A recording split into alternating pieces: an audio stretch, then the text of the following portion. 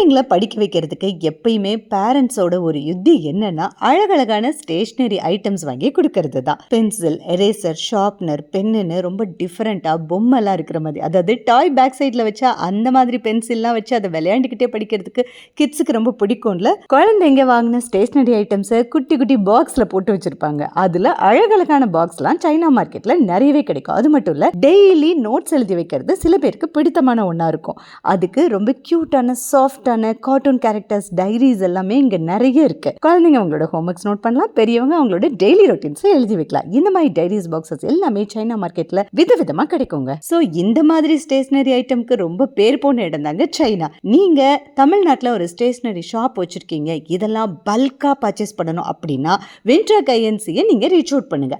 அது மட்டும் இல்ல, உங்க குழந்தைங்களுக்கோ இல்ல உங்க பர்த்டே பார்ட்டி உங்க வீட்டில் செலிப்ரேட் பண்றீங்க, ஒரு குரூப் ஆஃப் கிட்ஸுக்கு நீங்க இதை ப்ரெசென்ட் பண்ணணும் அப்படின்னாலும் எங்களை ரீச் அவுட் பண்ணுங்க. மொத்தத்துல ரொம்ப கியூட்டான டாய் ஸ்டேஷனரிஸ் இந்த கடையில இருக்கு. இதை நீங்க பர்ச்சேஸ் பண்ணணும்னா கவலையப்பட வேண்டாம். எங்களை ரீச் அவுட் பண்ணா சைனா டு தமிழ்நாடுக்கு ஈஸியா வந்துடும்.